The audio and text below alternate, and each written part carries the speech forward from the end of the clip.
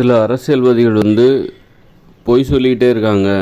ஆனால் மக்களுக்கு அவங்கள பிடிச்சிருக்கு, அவங்களுக்கு ஆதரவு பெருகுது, அந்த அரசியல்வாதிக்கு ஆதரவு பெருகுது அப்படின்னு.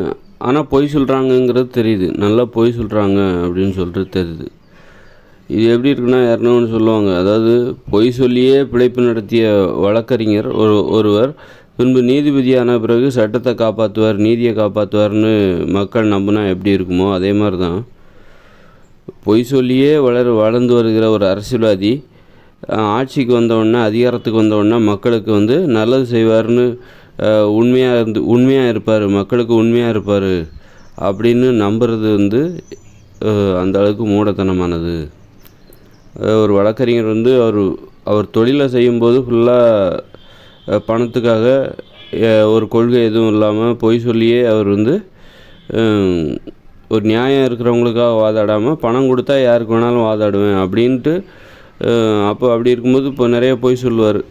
அப்போ அப்படியே பொழப்பு நடத்தின ஒரு வழக்கறிஞர் பிற்காலத்தில் நீதிபதி ஆகிறார். வளர்ந்து அப்புறம் நீதிபதி ஆகிறார். நீதிபதி ஆன பிறகு அவர் மக்களுக்கு உண்மையாக இருப்பார் அப்படின்னு சொல்லிட்டு மக்கள் எதிர்பார்த்தா, அது அந்த மக்களோட எதிர்பார்ப்பில் அது எவ்வளோ அறியாமல் இருக்குமோ, அது எவ்வளோ பொய்யாக இருக்குமோ அதே மாதிரி தான் நீதிபதி ஆனாலும் அவர் அப்படி தான் இருக்க போகிறாரு.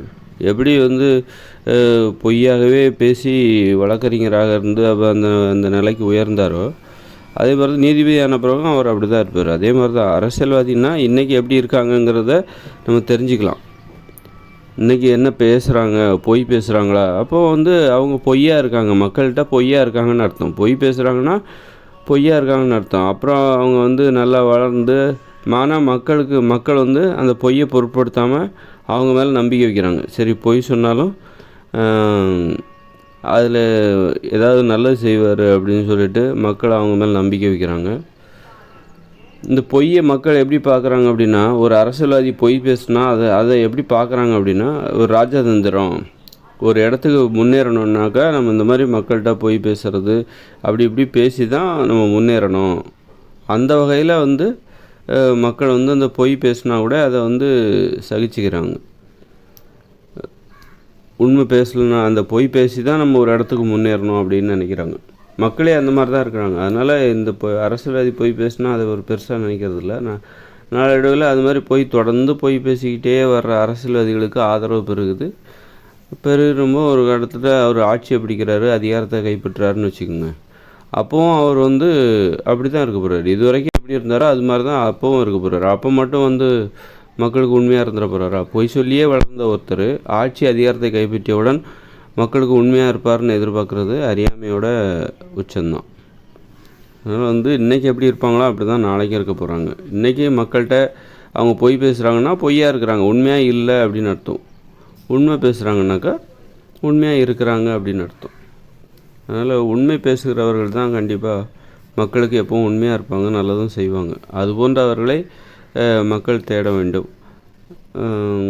ஆனால் அது மாதிரி இங்கே இருக்கிறவங்க கொஞ்சம் பேராக தான் இருக்கிறாங்க. அதில் இல்லாமல் கூட இருக்கலாம், பற்றாக்குறை இருக்கலாம். அதனால் மக்கள் வேறு வழி இல்லாமல் இந்த பொய்யான நபர்களில் யார் சிறப்பானவர் அப்படின்ட்டு மக்கள் தேர்ந்தெடுக்கிறாங்க.